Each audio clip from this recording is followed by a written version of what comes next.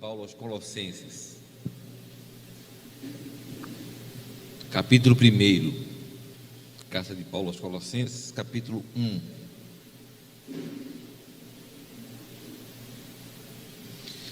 Apenas o versículo 16 diz assim a palavra do Senhor: pois nele foram criadas todas as coisas no céu e na terra, as visíveis e as invisíveis, sejam tronos ou soberanias, poderes ou autoridades. Todas as coisas foram criadas por Ele e para Ele. Vou repetir esse texto. Pois nele foram criadas todas as coisas no céu e na terra, as visíveis e as invisíveis, sejam tronos ou soberanias, poderes ou autoridades. Todas as coisas foram criadas por Ele e para Ele.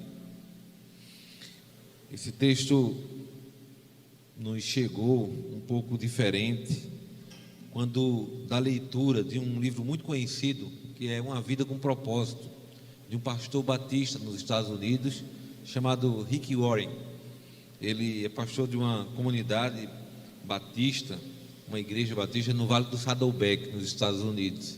Esse livro é fantástico, é um propósito de 40 lições, 40 dias você vai lendo capítulo a capítulo, e a proposta dele é muito interessante, é resgatar a visão que todos nós temos do porquê existimos, do nosso propósito, porque esse é um grande problema existencial dos nossos dias, a questão de a gente levantar, acordar e não saber para que existe. E lembrando, pensando nesse tema, eu me recordei de uma professora que trabalhava em São Bento do Una, uma cidade que pastoreamos, e ela, uma vez dando aula na sala dela para crianças, para ensino fundamental, ela perguntou às crianças: para que serve isso, com giz na mão, na época do giz ainda, viu? Para que serve isso? As crianças disseram: para escrever. Para que serve a carteira às crianças? Para sentar. Para que serve a mesa? Para colocar os livros. Para que serve o quadro? Para a senhora escrever o apontamento. Para que serve a caneta? Para a gente escrever. Aí ela perguntou: para que você serve? Para as crianças. Só que aquela palavra reverberou, mas também foi como um eco e voltou. E aquela pergunta fez muito sentido para ela própria. E ela ficou pensando para que ela servia, qual era o propósito dela nessa existência. Ela estava nesse mundo para quê? Porque muitas vezes a gente se assemelha, queridos, a um vegetal que é plantado, cresce, frutifica, murcha e morre, e só. Mas a gente não vê propósito, sentido para a vida. A vida passa a ser apenas uma mera existência e a gente não consegue viver conforme a proposta de Cristo, né? Ele disse: eu vim, em João 10, né, para que vocês tenham uma vida, mas uma vida abundante.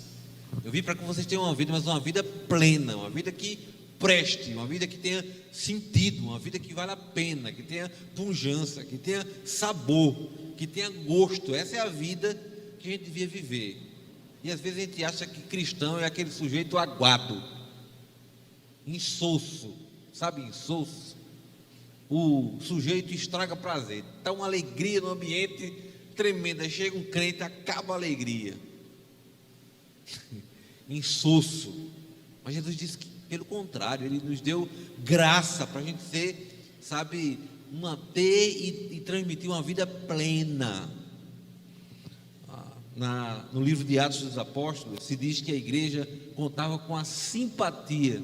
E veja, simpatia não é subserviência, não é concordar com o erro, não é participar do pecado, mas é ser uma igreja que socorre, uma igreja que atende, uma igreja que se alegra com quem se alegra, que chora com quem chora, uma igreja simpática.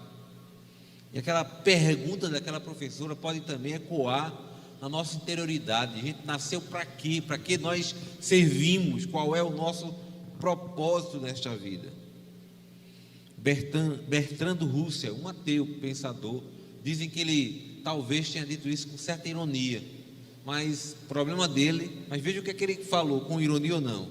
Ele diz assim: a menos que se admita a existência de Deus, a questão que se refere ao propósito para a vida não tem sentido. Vida sem Deus, na verdade, ele pode pensar assim ou não, ter sido autêntico, ter sido irônico, mas vida sem Deus não tem nem faz sentido, não faz sentido algum. E nós estamos cercados de pessoas, às vezes essas pessoas somos nós mesmos, cheios de amputações, desanimados, frustrados, se achando fracassados. Nem somos, tem gente que é um sucesso na vida, mas ele olha para si mesmo e se acha um fracasso. Se tivesse uma palavra para se autodefinir, seria fracasso. Meu nome é fracasso, meu sobrenome é fracassado. Tem muita gente que pensa assim. É mentira luciférica, mas muita gente pensa assim. Gente que infelizmente perdeu o propósito da vida, desencantou-se com a existência, por isso que vive uma busca deslocada, mas ela busca, sabe aquela experiência da mulher samaritana, que ela ia todos os dias, né, reiteradas vezes, para tentar mitigar a sua sede. Às vezes nós somos assim, existencialmente, voltamos, e Jesus teve que dizer para aquela mulher: olha, se você experimentar da água que eu lhe der, você não vai ter sede nunca mais. É isso que a gente precisa do Senhor, uma água que resolva de uma vez para sempre a sede que todos nós temos de Deus. E o grande problema, queridos, nessa questão é que o Senhor nos criou com um propósito. O Senhor nos criou para um propósito, e a gente inventa de viver na contramão desse propósito. O Senhor tem um plano para nós, mas a gente inventa de viver contra isso, contrariando aquilo que Deus nos criou para ser. E aí a gente vai se arranhando na vida, a gente vai ganhando outras amputações, fissuras na vida, a gente vai se machucando e machucando todo mundo que está à nossa volta, quando a gente podia estar um pouquinho melhor, mais acertado, mais equilibrado, mas a gente vai se, coisificando, piorando, infelizmente, porque a gente não sabe ainda a que veio, e a gente fica nadando como quem nada contra a maré, cheio de machucão, cheio de arranhão existencial nessa vida, com a alma ferida, simplesmente porque estamos contrariando aquilo para o qual nós fomos criados. Eu queria nesta noite falar, e eu citei o livro Uma Vida com Propósito, mas eu queria falar sobre o tema um propósito para viver. Um propósito para viver. Porque a grande questão da nossa existência é se a nossa vida tem de fato sentido, se a gente pensar sério. Eu costumo brincar com as pessoas e dizer assim: não faça essa pergunta. Sabe qual é a pergunta? Quando a gente inventa de dizer assim: será que vale a pena? Pergunta não. Porque geralmente quando a gente inventa de fazer essa pergunta, nós estamos em alguma crise, porque normalmente a gente não vai perguntar a gente sobre aquilo que a gente já está envolvido, né, entrosado. Mas quando a gente inventa de dizer vale a pena fazer isso, a resposta que a gente já tem na nossa interioridade é não vale. Então muito cuidado, né? Mas qual é o propósito de Deus? Há um sentido para viver, há um projeto de Deus para a nossa vida. Há um projeto que se encontra em nós e nos move para essa existência até que a gente esteja diante do Senhor, como Ele prometeu e como a gente acredita que estará. Vamos ver então, queridos, 3 verdades a respeito deste propósito para viver. A primeira verdade, veja, ela é categórica. A primeira verdade deste propósito para viver é que tudo depende de Deus. Tudo depende de Deus, não são algumas coisas, tudo depende de Deus. Nada depende de nós, nada. Eu tenho alguns amigos que dizem assim: Darlan, você é muito determinista. Para alguns isso podia ser um problema, para mim isso é um elogio, porque eu sou convencido de que se isso é uma coisa ruim, eu penso assim mesmo. Tudo depende de Deus. Eu acho que não existe vida fora dele, propósito fora dele, plano sem ser com ele, existência sem ser nele. Tudo depende de Deus. A própria vida depende de Deus. A gente vai ler, por exemplo, lá em Provérbios, capítulo 12, versículo 10, se diz assim: a vida de todas as criaturas está nas mãos de Deus. É Ele que mantém todas as pessoas com vida. Está na versão NTLH. Ele que mantém. A vida está tudo nas mãos de Deus. Paulo, quando escreve aos Colossenses, diz que o universo todo, toda a criação está nas mãos do Senhor Jesus. E eu fico só imaginando a cena de o Senhor cochilando, porque diz a palavra que não dorme, nem dormita o guarda de Israel. Mas se Deus cochilasse, o acidente cósmico que existiria. Imagina, né? Só a Terra tem dois movimentos, um em torno do Sol, um em torno de si mesmo. Se esse movimento deixasse de existir, parasse, o tranco que era, não é? O atrito que era com essa parada. Isso não acontece porque o dono do mundo não dorme e ele tem o universo nas suas mãos. Quanto mais a minha e a sua vida, queridos, quanto mais, né, a nossa vida. Tudo depende de Deus, inclusive os simples fatos de existir. A gente só vive melhor quando a gente aprende a depender de Deus, quando a gente aprende que nós estamos na total, na inteira dependência de Deus. Mas para além disso, diz a Escritura, o mesmo livro de Provérbios, que não apenas a nossa vida depende de Deus, mas até as nossas inclinações. Às vezes a gente pensa que até quando a gente acerta, que quando a gente faz alguma coisa boa, é alguma coisa nossa mesmo, nem é. Diz a palavra de Deus, olha, diz que a fé vem pelo ouvir e ouvir a palavra de Deus, mas que a gente é salvo pela fé, e essa fé que a gente dedica a Deus, que a gente volta para Deus, nem de nós é mesmo, ela é produzida, é plantada em nós por Deus, nem isso depende de nós. Então, queridos, o Senhor inclina a nossa vida. Paulo escreve aos Filipenses e disse que Ele é quem efetua em nós tanto querer como realizar. Mas o texto de Provérbios que a gente se referiu diz assim, Provérbio 21: como ribeiros de águas, assim o coração do rei na mão do Senhor, este, segundo o seu querer, o inclina. A nossa vida, ela é conduzida pelo Senhor. É Deus quem conduz a nossa vida. Mas Provérbios, que é um livro de sabedoria, diz que não apenas a vida, as inclinações para todas as coisas, mas até as nossas decisões. A gente pensa que tem essa, a gente faz muita briga, sabe, pela nossa vontade, né? Pela nossa decisão. Mas olha o que a Bíblia diz. Provérbios 16, 1. A gente fica pensando, eu planejo as coisas. Tiago disse que se a gente tivesse juízo, a parte de ter juízo está lá em 3 Darlan 3:4. Não está em Tiago não, né? Mas se a gente tivesse juízo, Tiago diz assim: se Deus quiser, a gente não só estará vivo amanhã, como faria isso ou aquilo, somente se Deus quiser. Os antigos diziam isso, mas a gente esqueceu isso, né? Ou então perdeu o sentido do que é isso. Às vezes a gente diz assim, se Deus quiser, mas como um clichê, um jargão, um bordão. Mas é se Deus quiser mesmo, porque tudo depende dele. Provérbios 16:1 diz assim: o coração do homem pode fazer planos, mas a resposta certa dos lábios vem do Senhor. A resposta certa dos lábios vem do Senhor.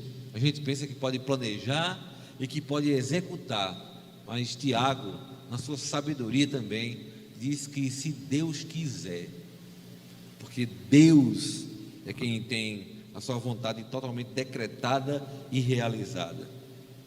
E esse Deus, queridos, graças a Deus, felizmente, Ele não é um Deus alheio, não é um Deus indiferente, não é um Deus sádico, que diz assim, olha, é sempre o que eu quero, e vai apenas rir da gente, sabe, da gente quebrando a cara. Não é isso não.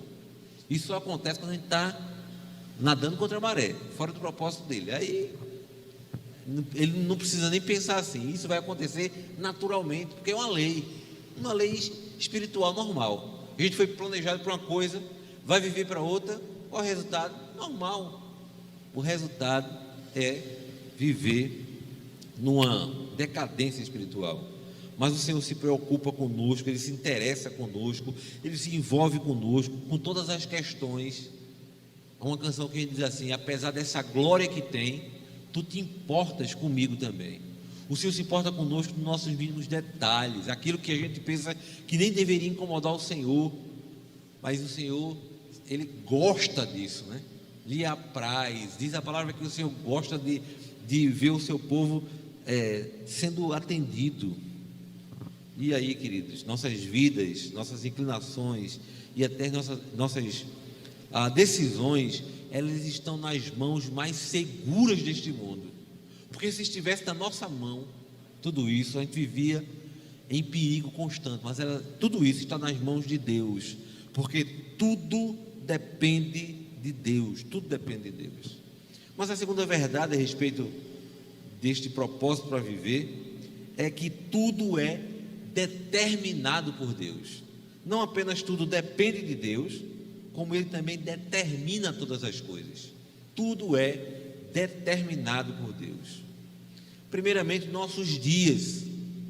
Nessa época de Covid, a gente fica com medo de vir para a igreja dizendo: eu posso morrer. A gente pode mesmo. Posso morrer de Covid? Pode mesmo. Posso morrer de Covid tendo sido vacinado? Pode mesmo. Posso morrer de Covid tendo sido vacinado com 2 doses? Pode mesmo. Só não pode morrer no dia errado. Minha mãe dizia assim, diz, né? Graças a Deus está viva ainda. Ela diz assim: ninguém é peru para morrer de véspera, né? Só peru que morre na véspera do Natal. Está já chegando o dia do bichinho morrer. Mas a gente só morre no dia determinado. E a gente pode morrer de qualquer coisa. Eu lembro quando eu era criança, soube de uma notícia que eu fiquei impactado com ela. Porque uma mulher morreu dentro de casa fazendo tarefa doméstica. Ela tropeçou no centro, caiu, meteu a cabeça na quina do centro e no chão e morreu, fazendo a faxina de casa.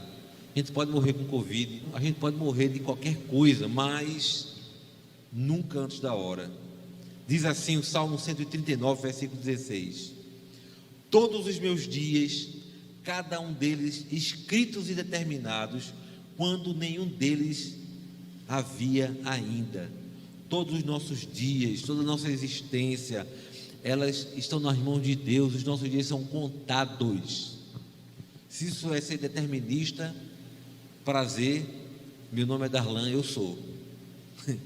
Todos os nossos dias são contados. Nós não vamos viver um segundo a mais do que aquilo que está determinado, porque tudo é determinado por Deus.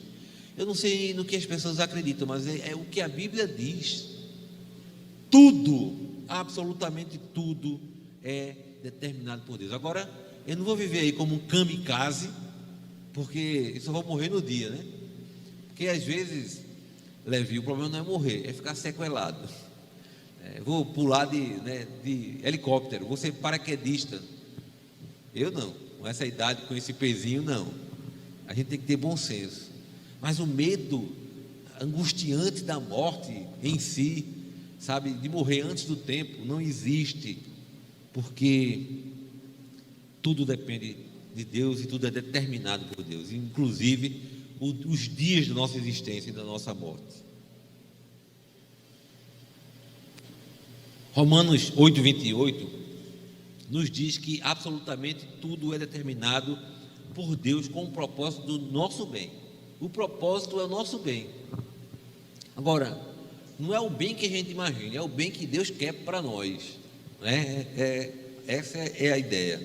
Mas diz assim: sabemos que, e o texto diz algumas coisas, a maioria das coisas, sabemos que todas as coisas cooperam para o bem daqueles que amam a Deus, daqueles que são chamados segundo o seu, aí vem um segredo, o seu propósito.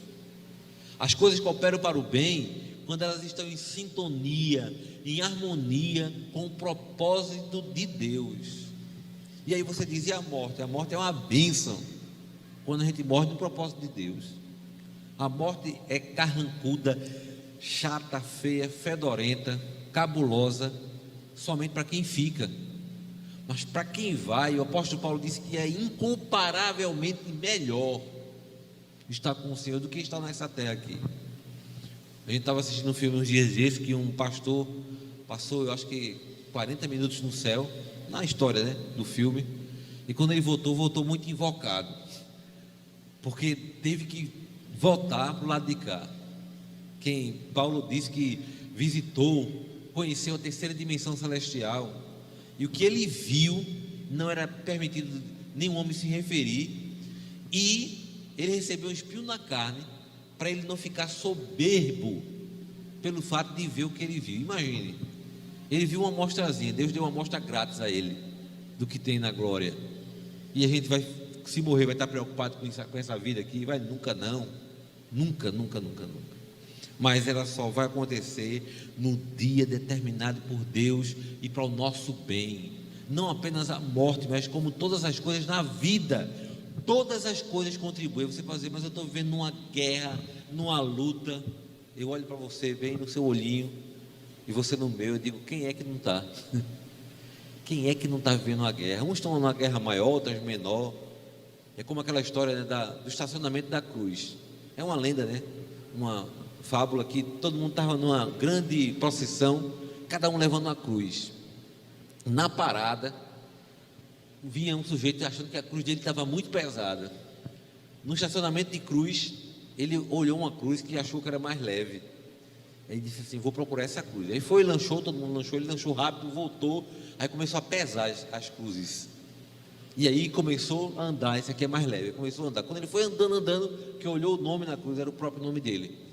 A cruz que ele achava que era mais leve era dele mesmo. Ele não tinha cruz mais leve do que a dele próprio. Às vezes é a nossa experiência também. Todos nós temos as nossas lutas e as nossas dificuldades, mas Deus tem coisas determinadas para nós, para aqueles que amam a Deus. Esse é o segredo: amar a Deus e andar no seu propósito, não viver longe daquilo que Deus nos chamou para viver. Quando a gente vive longe de Deus, querido, parece que tudo dá certo da forma errada. Quando a gente está com o Senhor, tudo que podia dar certo é errado, mas dá tudo errado. Só que a gente vive, sabe, isso com alegria, no temor do Senhor, com um espírito leve, com segurança, concilia o sono com tranquilidade. Mas quando a gente está longe de Deus, pode dar tudo certo na vida, você ficar milionário, mas a sua consciência pesa, o seu dinheiro não chega, a paz não é suficiente, talvez nem se tenha, porque todas as coisas cooperam para aqueles que amam a Deus e que estão vivendo de acordo com esse projeto de vida que Ele tem para nós. E finalmente, a terceira e última verdade a respeito de se ter um propósito para viver é que tudo é para a glória de Deus. Nós estamos vivendo um tempo em que o homem gosta de ser massageado. Nós estamos vivendo um tempo em que as pessoas gostam de ser enganadas. Tem gente que diz assim, né, no romance, né? Eu sei que você não me ama, mas minta para mim, diga que você me ama. Eu não sei que visão fraca de si mesmo. Eu não sei que percepção da vida é essa. Você saber, preferir ser enganado, né? Ao invés de saber a verdade. E, queridos, a gente tem que saber que a existência, na verdade, é a glória de Deus, não é a nossa. E muita gente quer ser massageado, muita gente quer ter o ego inflado, muita gente quer, sabe, palavra que nos conduz a um engano, não é? A uma justiça falha, a uma vida fácil, não é? O evangelho é de vida simples, mas fácil nunca foi, não é, nem nunca será, nunca será. E a gente termina ficando, pede para sair, né? Feito o Capitão Nascimento, pede para sair, porque é difícil a vida cristã, mas ela é simples. A gente é quem dificulta. A dificuldade maior somos nós mesmos que inventamos.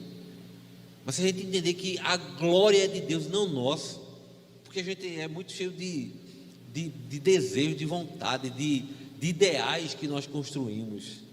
Quando a gente aprende que a glória é de Deus, que é Ele que tem que ser glorificado, quando o sol lhe deu glória, esse tripé da reforma não foi apenas teórico, mas foi um desejo do nosso coração.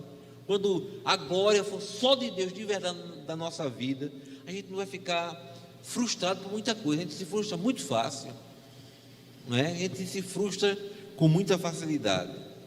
Tudo que existe para glorificar a Deus. Essa é a compreensão de Paulo quando ele escreve em Romanos capítulo 11, versículo 36. Porque dele e por meio dele, para ele, são todas as coisas. A ele, pois, a glória eternamente. Amém. Quando o Senhor faz o bem a nós, é para a glória dele. Quando o Senhor permite uma dificuldade na nossa vida, é para a glória dele. Não tem a ver conosco, queridos, não tem a ver com a gente. Quando alguma coisa acontece na nossa comunidade, na nossa cidade, no nosso país, alguns países experimentaram avivamentos reais. Não é para que aquele país seja conhecido, aquela igreja seja destacada, é para a glória de Deus. Tudo é para a glória de Deus. Se sobrar o bem para nós e a alegria para nós, aleluia. Mas a motivação nunca é isso, nunca é antropológica, antropocêntrica. É a glória de Deus. É o Senhor ser glorificado. Isso deve ser não apenas uma questão da economia de Deus, mas do nosso desejo, do nosso anseio e da nossa prática também. Paulo diz que seja lá o que a gente fizer, seja lá o que façamos, nosso propósito deveria ser também querer glorificar a Deus, querer a glória de Deus. 1 Coríntios 10, 31, ele diz assim: portanto, quer comais, quer bebais, ou façais outra coisa qualquer, tudo fazei para a glória de Deus. As coisas mais simples da vida, as coisas mais complexas da vida, tudo é para glorificar a Deus. Quem escolher, quem acha que pode escolher viver de outro jeito, que se arrisque, porque viver assim já é simples, mas é difícil. Viver na tentativa, na busca de glorificar a Deus já é complicado, porque a gente ainda de vez em quando se flagra, sabe, numa tentação de se agradar a nós mesmos, né? Às vezes a gente quer ensinar a Deus a como fazer. Senhor, eu estou fazendo esse concurso, mas deixa eu dizer ao Senhor como é que deveria ser. Eu lembro que uma vez eu dirigindo um carro do meu cunhado, pastor Zacarias, com o Zaira e algumas pessoas da nossa igreja lá em Abreu Lima, indo para uma celebração no seminário congregacional, congregacional. Eu fazia seminário presbiteriano, mas como eu só estudava, fazia umas matérias no congregacional também, para aproveitar, né? Para adiantar as coisas. Então eu estudei nos dois seminários lá. E teve uma programação do seminário congregacional em Tigipió, onde muitos pastores que passaram por aqui estudaram também. E eu não tinha habilitação, todo errado. Eu fui de paletó e gravata, todo errado. Então, quando você anda errado, e aí, quando eu vejo na minha frente, na BR, num feriado, a Polícia Rodoviária Federal, a oração do Mané aqui, sabe qual foi? A oração pecaminosa, que Deus não ouviu, graças a Deus. Cega ele, Senhor. Nem para todo mundo de short, bermuda, né? Camiseta, era uma programação de dia, de lazer e de esporte. Eu de paletó e gravata, para não ser parado, mas sabia que isso não significava nada. Cega eles.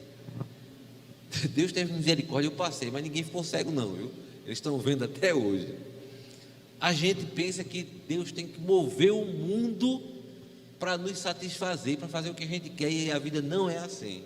Se eu fosse parado, multado, dessa bronca que desse, era bem feito, porque o errado é errado, seja lá quem fizer. Ah, mas era uma programação do seminário, era um pastor dirigindo sem habilitação, era um bocado de irmão. É errado, o que é errado em qualquer circunstância que for, era errado.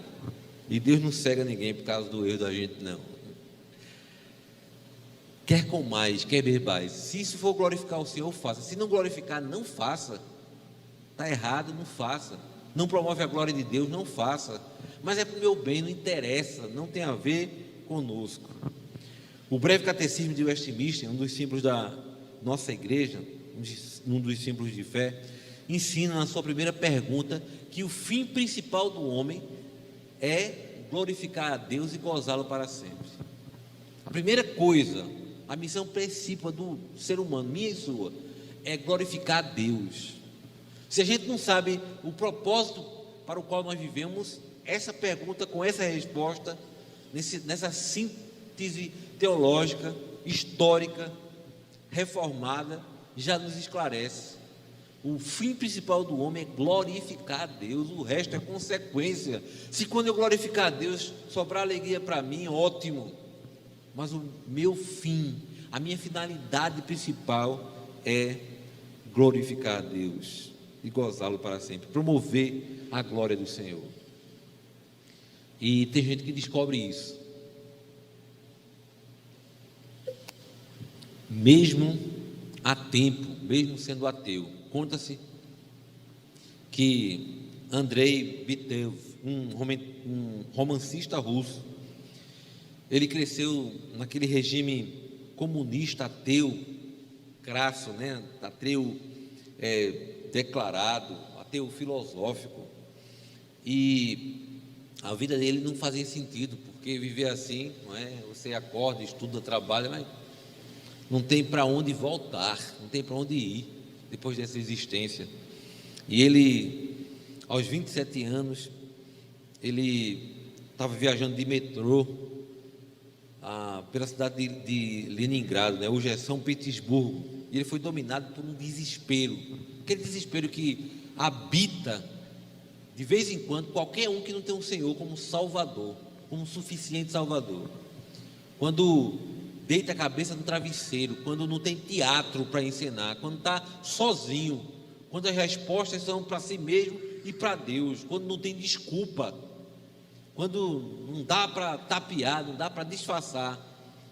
E nesse momento ele foi tomado desse desespero existencial, e diz ele que quando ele saiu daquele subsolo, ele leu uma frase que dizia assim: sem Deus a vida não faz sentido.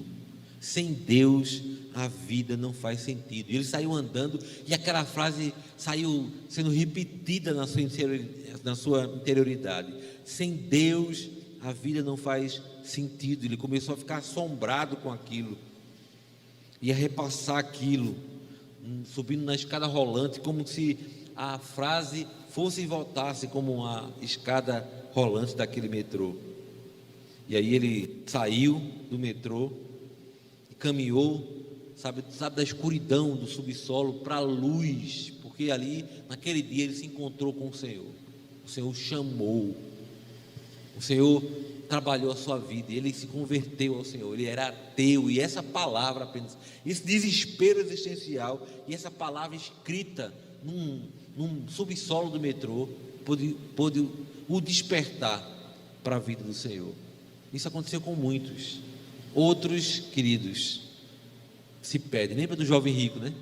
O jovem rico teve o privilégio, a oportunidade de encontrar com Jesus. Quando Jesus o coloca à prova e diz o que era necessário fazer, diz o texto que ele sai pesaroso, muito triste, contrariado, porque o chamado para ele não foi eficaz.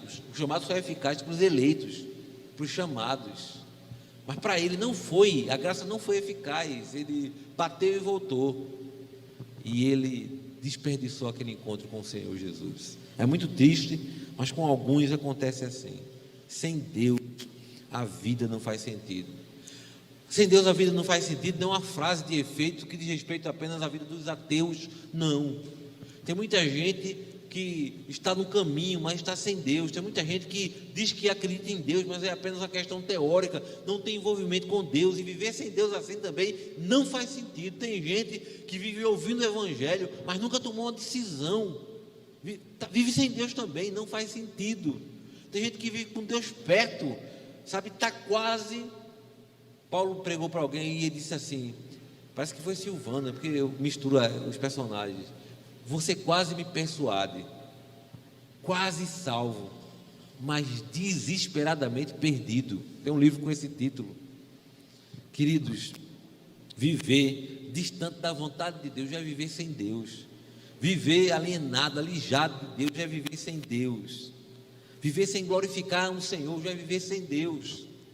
Viver com Deus é viver o entendendo, é viver se envolvendo com Ele, é viver promovendo a sua glória, desfrutando da sua graça, do seu amor na nossa vida. Nós fomos criados para viver assim, para glorificar a Deus, para usufruir de tudo que Ele tem para nós, para viver tendo a vida com sentido e em sentido, mas sobretudo num relacionamento. Jesus disse assim: eu conheço as minhas ovelhas e elas me conhecem e elas me seguem. Veja que relacionamento. A gente conhece o Senhor e é conhecido dele, e nós ouvimos a voz do Senhor e nós seguimos a esse Senhor. Isso é uma vida com sentido, essa é uma vida com propósito. Ouvir de Deus, saber do Senhor, saber acerca de, mas não tem envolvimento, não tem amor, não tem paixão, não tem compromisso. É mesmo que saber como é as cataratas do Iguaçu, mas nunca ir lá em loco para presenciar. A gente sabe porque alguém falou. É mesmo que alguém dizer: olha, esse bolo de chocolate é delicioso, e morder na sua frente. Ele morde aquele bolo de chocolate e você sabe que ele está achando delicioso, mas você mesmo não sabe. Você não mordeu. Precisamos nós termos nossas experiências com o Senhor e vivermos para a glória dele, e termos um propósito para viver. Que Ele nos abençoe. Amém?